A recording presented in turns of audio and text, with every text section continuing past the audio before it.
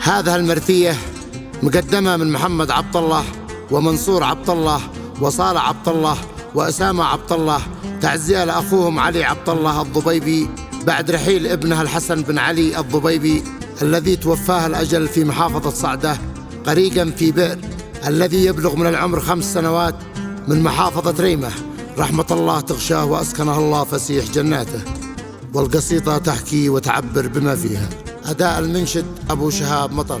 بسم الله واحد أحد خالقنا وفرد صمد، وقت الحزن ما بأحد غيرك يرحم الراحمين. يا خالق جميع البشر يا منزل مزون المطر، ارحم كل قلب انكسر في حكم القضاء يا معين. علم الموت يا رب جاء صدمة في وسط قلبنا، علم الموت يا ربنا خلى كل قلب حزين. موتك يا الحسن فاجعة في كل القلوب موجعة، بعدك كم عيون دامعة تبكي كل ساعة وحين. أعمومك عليك في حزن حزن هد الروح هد البدن، يوم جعلني موت الحسن ابن الأخ غالي ثمين. وسط البير يا ناس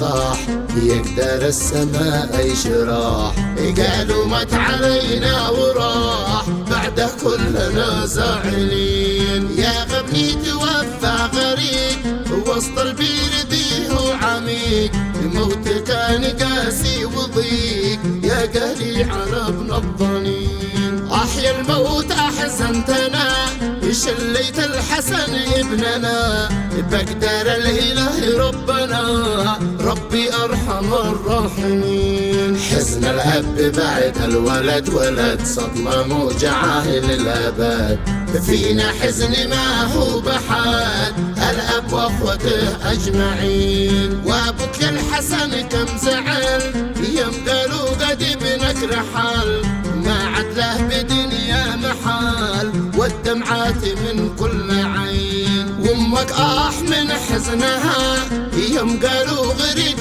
ابنها، الصدمة في وسط قلبها يوم شافت ولدها الضنين. قالوا قد غيد وسط ماء ابنش مات امره اجا، ارضي بالقدر والقضاء بعد الابن واغلى بنين.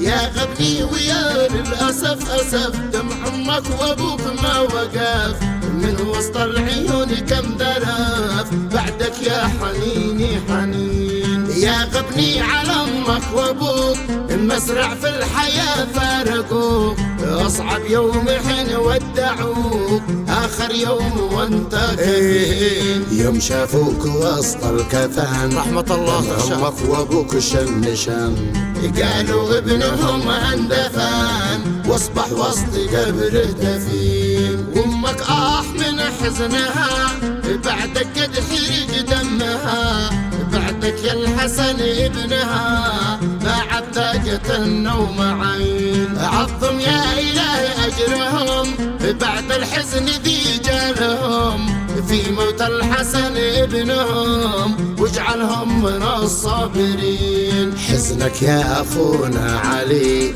وسط القلب ما هو دلي، واحنا محزنك يا أخي طول الدهر طول السنين. موتك يا الحسن هدنا في صعده وفارقتنا، أحزنت الجميع أهلنا في ريمة طول السنين. بعد كل واحد حزين وابوك يا حنين حنين، وعمامك عليك في أنين كل الضبيب اجمعين. هذا التعزية للجميع لكل إنسان قلبه وجيع، لكم أرى الضبيب سريع يغلى الناس يغلين. والشيخ الضبيبي علي شكري خاص له معتلي، رافع روسنا يا هلي في أرض اليمن كل حين. واختم مرثيات القصيد نشكر كل نجمي وجيد